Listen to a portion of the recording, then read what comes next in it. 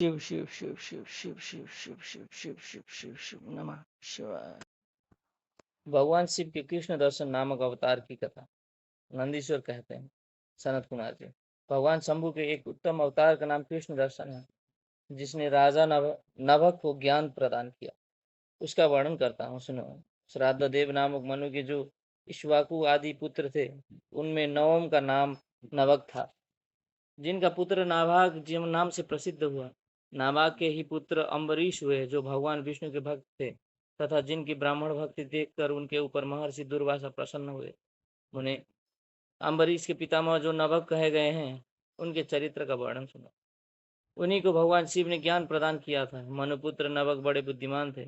उन्होंने विद्याधन के लिए दीर्घ काल तक इंद्रिय संयम पूर्वक गुरुकुल में निवास किया।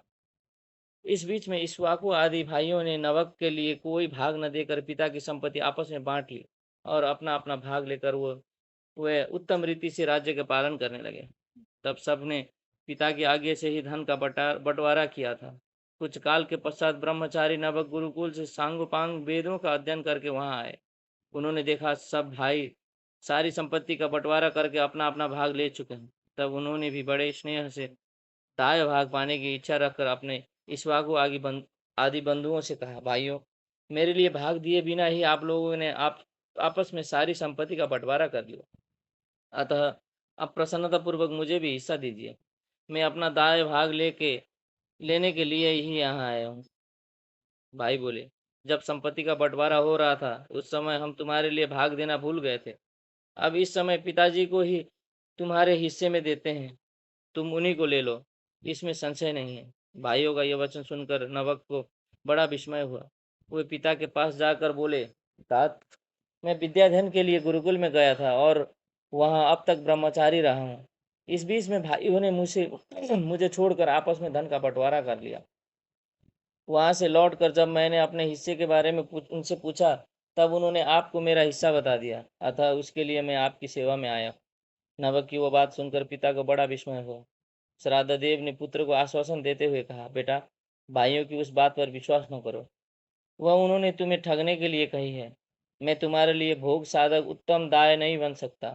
तथापि उन वंचक वंचकों ने यदि मुझे ही दायक रूप में तुम्हें दिया है, तो मैं तुम्हारी जीविका का एक उपाय बताता हूँ, सुनो।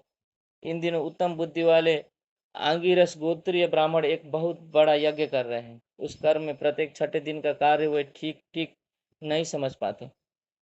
उसमें उन्हें उनसे भूल हो जाती है। तुम वहां जाओ और उन ब्राह्मणों को विश्वदेव संबंधी 2 सूक्त बतला दिया करो। इससे वह यज्ञ शुद्ध रूप से संपादित होगा।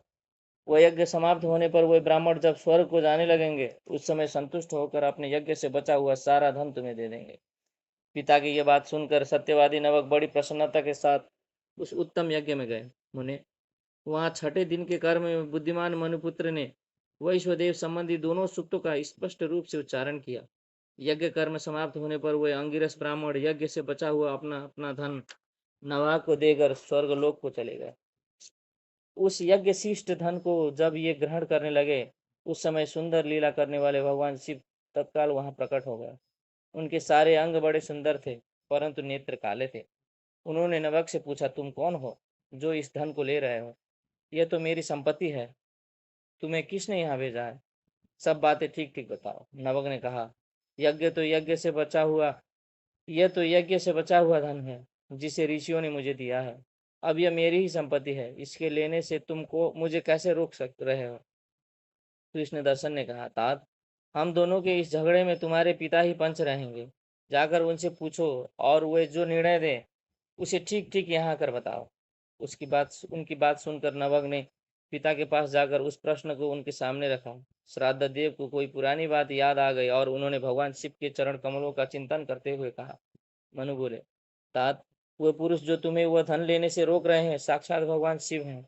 ये तो संसार की सारी वस्तु ही उनकी है, परंतु यज्ञ से प्राप्त हुए धन पर उनका विशेष अधिकार है। यज्ञ करने से जो धन बच जाता है, उसे भगवान रुद्र का भाग निश्चित किया गया है। अतः यज्ञ वशिष्ठ सारी वस्तु ग्रहण करने के अधिकारी सर्वेश्वर महादेव जी ही हैं। उनकी इच्छा से ही दूसरे लोग उस वस्तु को ले सकते हैं। भगवान शिव तुम पर कृपा करने के लिए ही वहां वैसा रूप धारण करके आए हैं।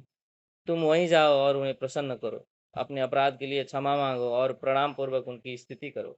नबक पिता की आज्ञा से वहां गए और भगवान को प्रणाम करके हाथ जोड़कर बोले, महेश्वर, ये सारी त्रिलोकी ही आपकी है। फिर यज्ञ से बचे हुए धन के लेने लिए तो क्या ही कहना है। फिर यज्ञ से बचे हुए धन के लिए तो कहना ही क्या है। निश्चय ही इस पर आपका अधिकार है। यही मेरे पिता ने निर्णय दिया है। नाथ, मैंने यथार्थ बात न जानने के कारण भ्रमवश जो कुछ कहा है, मेरे उस अपराध की क्षमा कीजिए। मैं आपके चरणों को मैं मस्तक रखकर यह प्रार्थना करता हूँ कि आप मुझ पर प्रसन्न हो। ऐसा कहकर नवग ने अत्यंत दीनतापूर्ण हृदय से दोनों हाथ जोड़कर महेश्वर कृष्ण दर्शन का स्तवन किया। उधर श्राद्ध देव ने भी अपने अपराध के लिए क्षमा मांगते हुए भगवान शिव की स्तुति की। तदनंतर भगवान रुद्र ने मन ही मन प्रसन्न हो नवक को कृपा दृष्टि से देखा और मुस्कुराते हुए कहा, नवक, तुम्हारे पिता ने जो धर्मानुकूल बात कही है वह ठीक ही है। तुमने भी साधु स्वभाव के कारण सत्य ही कहा है, इसलिए मैं तुम पर बहुत प्रसन्न हूँ और कृपा पूर्वक तुम्हें सनातन ब्रह्म तत्व का ज्ञान प्रदान करता हूँ। इस समय यह सारा धन मैंने तुम्हें दे दिया, अब तुम इसे ग्रहण करो। इस लोक में निर्विकार रहकर सुख भोगो, अंत में मेरी कृपा से तुम्हें सदगति प्राप्त होगी। ऐसा कहकर भगवान रुद्र सबके देखते देखते वहीं अंतर ध्यान हो गए। साथ ही श्राद्ध देव भी अपने पुत्र नवक के साथ अपने स्थान को लौट आए। इस लोक में विपुल भोग का उपभोग करने करके अंत में वे भगवान शिव के धाम चले गए। ब्राह्मण, इस प्रकार तुमसे मैंने भगवान शिव के कृष्ण दर्शन नामक अवतार का वर्णन किया। जो इस आख्यान को पढ़ता और सुनता है, उसे संपूर्ण मनोवांछित फल प्राप्त हो जाते हैं। अध्याय 29 समाप्त। शिव शिव शिव शिव शिव शिव शिव शिव शिव शिव शिव शिव नमः शिवाय।